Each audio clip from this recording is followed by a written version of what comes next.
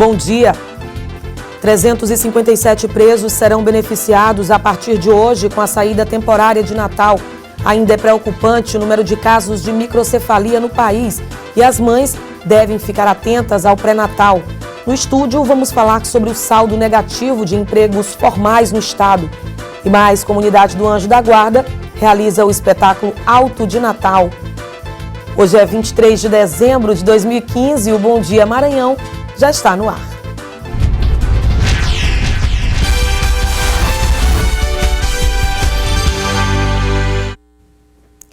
A juíza Ana Maria Almeida Vieira, titular da primeira vara de execuções penais de São Luís, assinou portaria que dispõe sobre a saída temporária de Natal para os presos. O documento ressalta que os presos listados na portaria estarão aptos a sair para passar o Natal em casa com familiares. De acordo com a portaria, os presos saem hoje, devendo retornar à prisão até às 6 da tarde do dia 29 de dezembro, na próxima terça-feira. 357 detentos do Sistema Prisional do Maranhão vão receber o benefício da Justiça. Os presos beneficiados com a saída atendem aos requisitos dos artigos 122 e 123 da Lei de Execução Penal. E olha só, continua a preocupação com os casos de microcefalia em todo o país. No Maranhão, 80 casos da doença já foram confirmados em recém-nascidos em 38 cidades do estado. Por isso, a importância do pré-natal para as gestantes. Essa adolescente já está no 7º mês de gestação.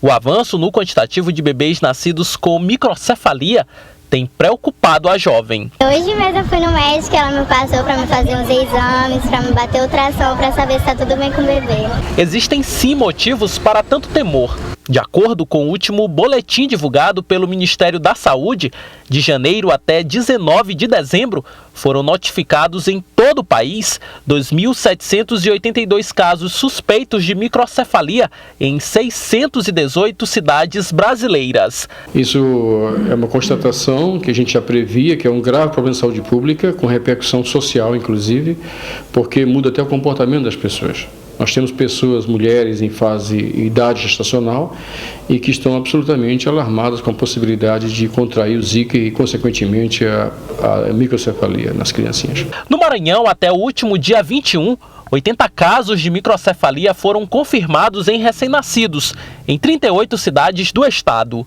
No início do ano, quando houve o aumento no número de casos da Zika no Maranhão e em todo o país, os médicos acreditavam que se tratava de uma simples virose e que o vírus não fosse tão inofensivo.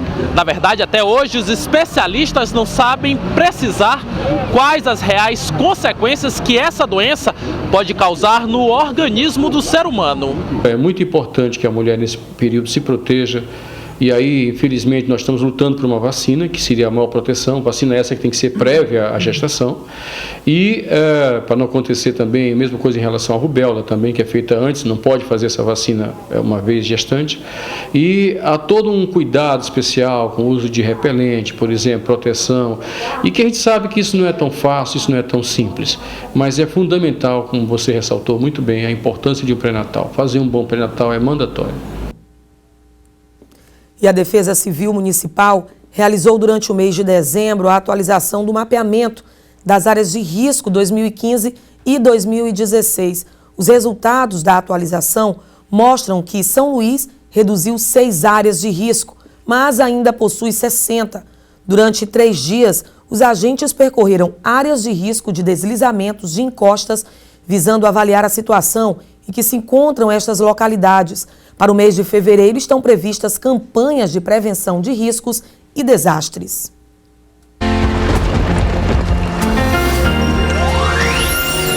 Para esta quarta-feira, Itapecurubiri, Bacabal e Barreirinhas registram máxima de 34 graus. Chapadinha e Barra do Corda, mínima de 24 graus. Em Santo Inês, Caxias e Carolina, mínima de 24 graus. E na capital São Luís, mínima de 25 e máxima de 33 graus. E a seguir a gente fala sobre o saldo negativo de empregos formais em todo o estado do Maranhão. Agora são 7 horas e 39 minutos. O Bom Dia Maranhão volta já.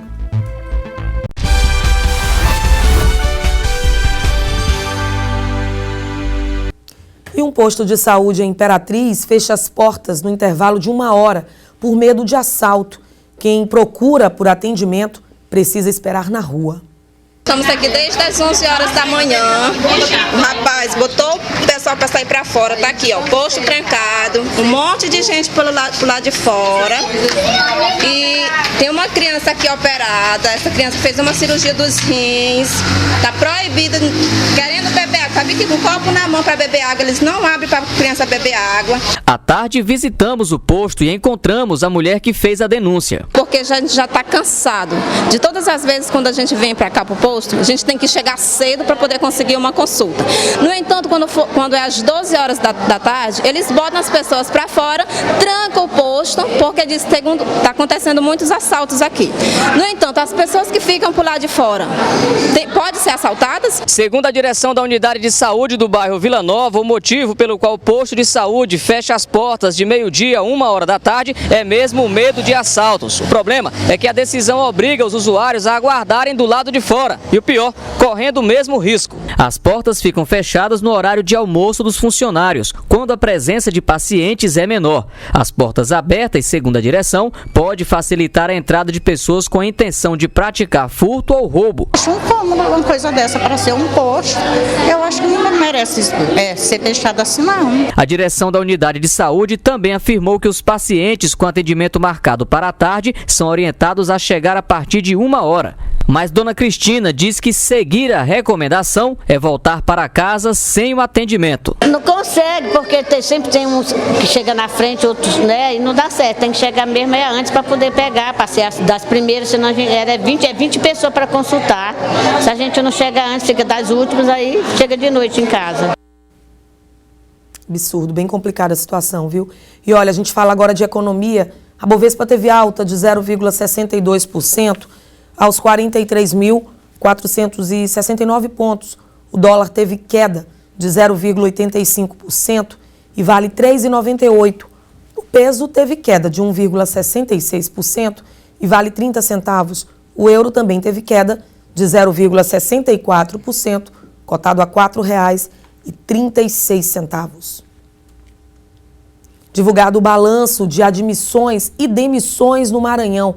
No acumulado do ano, o Estado registrou saldo negativo de 9.500 empregos formais. Sobre o assunto, eu converso agora com o Superintendente Regional de Trabalho e Emprego do Maranhão, Silvio Pinheiro. Bom dia, Silvio. Bom dia. Seja muito bem-vindo ao Bom Dia Maranhão, que a gente percebe aí que essas atividades econômicas tiveram um saldo negativo. Isso, óbvio, é reflexo da crise em todo o país, não é isso? A gente não tem dúvida disso, né? Se a gente pegar os dados nacionais, nós tivemos praticamente todas as atividades econômicas tiveram saldo negativo. No nosso caso específico, no Maranhão, se salvou o comércio. O comércio teve um saldo positivo de quase 400 empregos, o saldo do comércio. Então, as demais atividades foram negativas e, notadamente, a indústria da construção, né? Perdeu muito, quase mais de 2.000 empregos formais.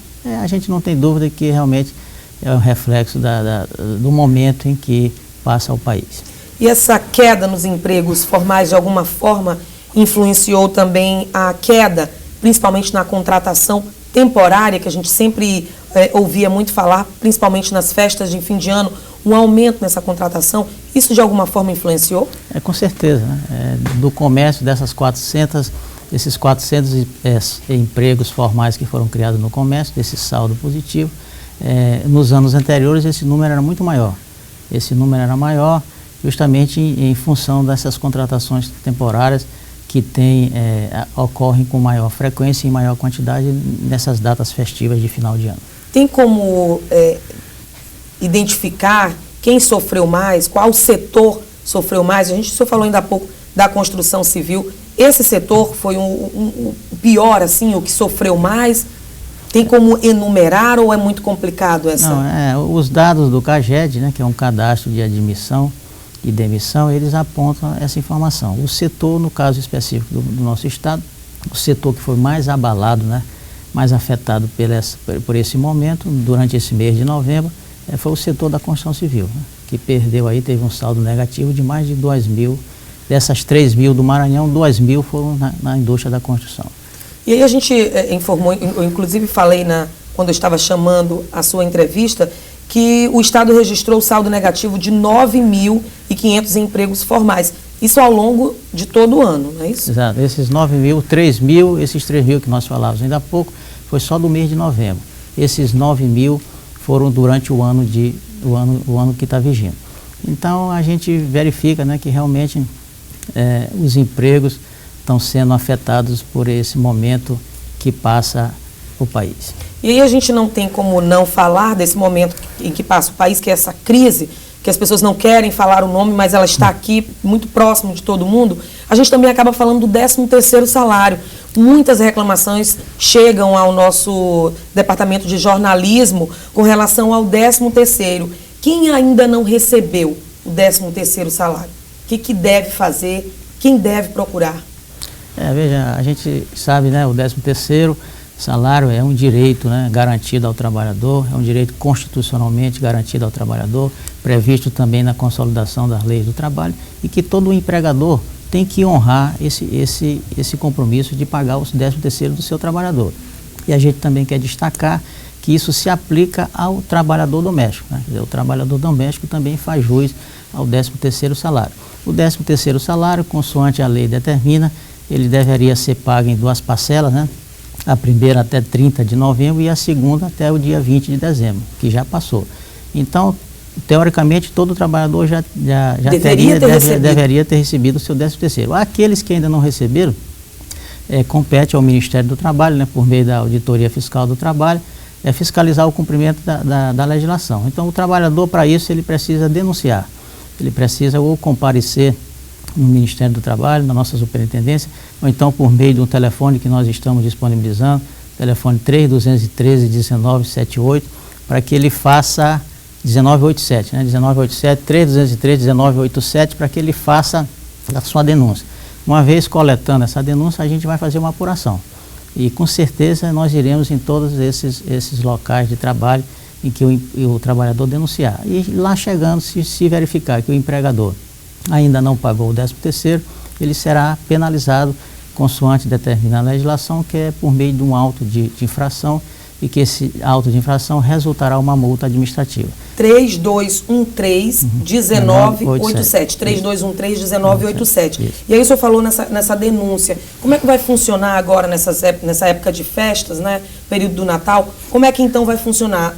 Vai ter um órgão, vai ter um grupo específico para atender essas pessoas que porventura entrem em contato com o Ministério do Trabalho e Emprego?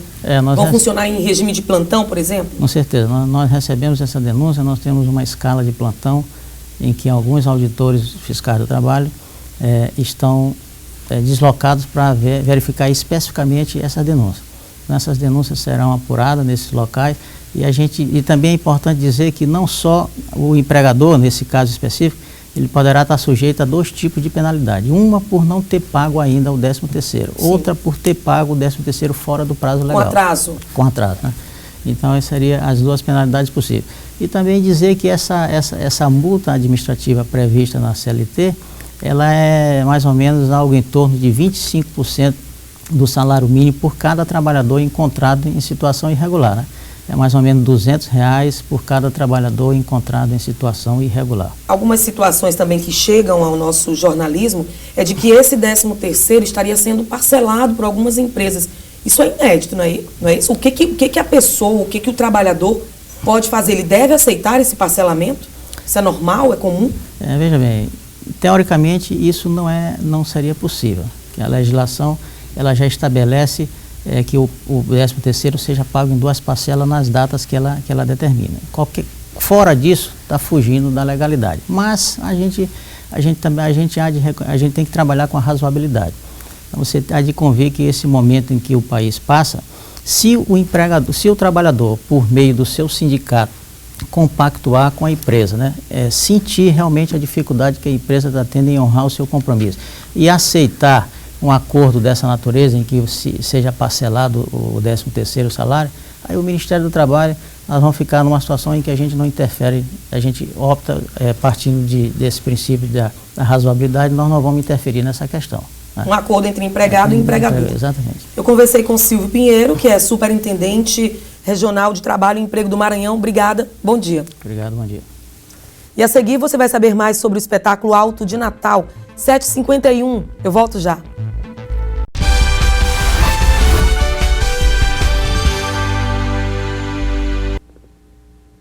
Está acontecendo na comunidade do Anjo da Guarda o espetáculo Alto de Natal, que narra a história do nascimento de Jesus.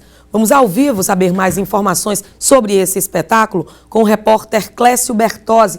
Ô Clécio, esse espetáculo então está programado para acontecer hoje, é isso? Bom dia. Bom dia, Eliene, bom dia a você de casa. É isso mesmo, o espetáculo é apenas uma única apresentação hoje no bairro do Anjo da Guarda. Ao meu lado, o Gigi Moreira, que vai falar um pouquinho sobre o espetáculo, como vai acontecer e qual o horário. Como é que vai ser o espetáculo, Gigi? O espetáculo é um resgate dos autos natalinos. Ele começa a partir das profecias, né, da visão de vários profetas, e a gente faz essa unificação mostrando a história do nascimento do menino Jesus num espaço aberto, num trabalho de mais ou menos 30 atores. São 30 atores. O espetáculo é a 4ª edição, é isso?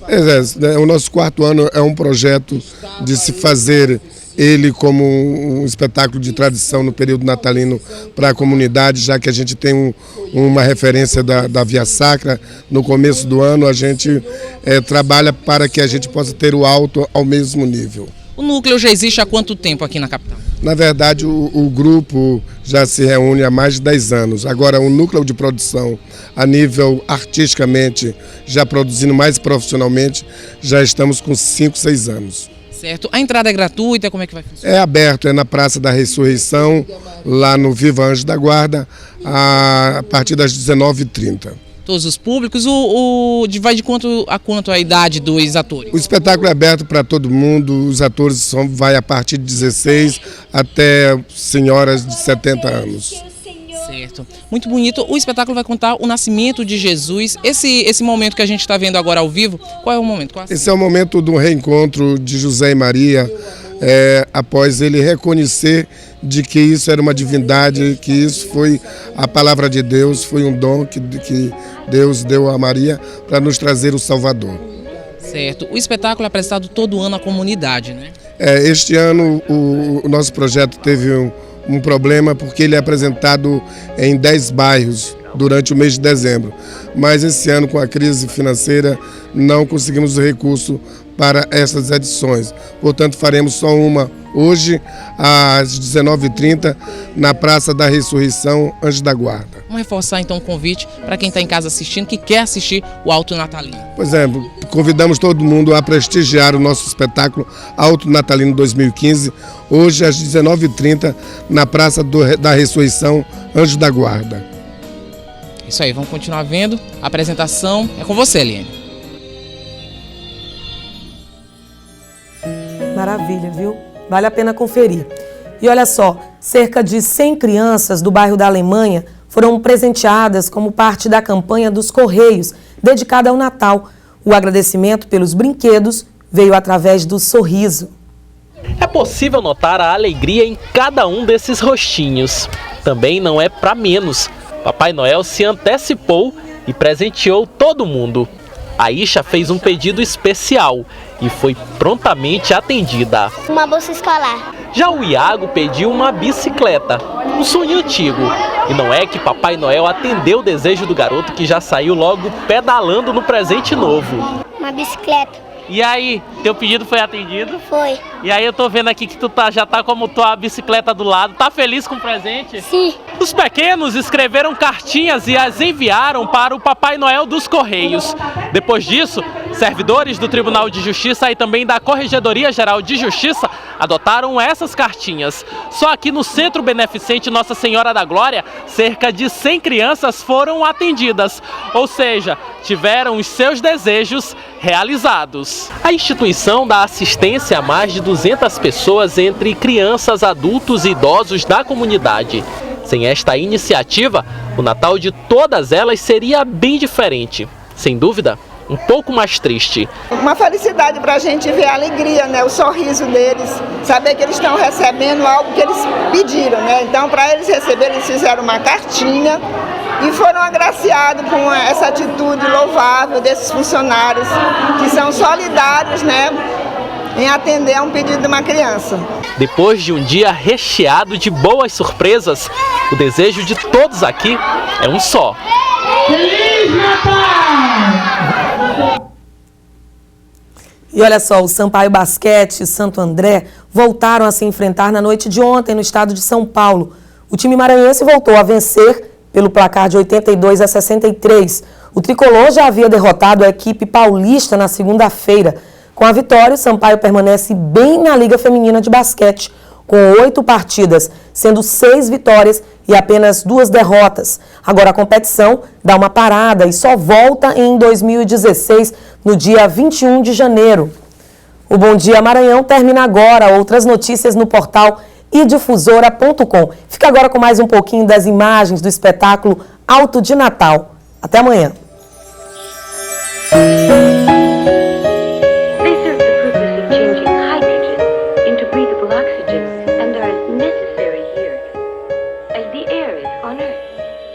But I still say they're flowers.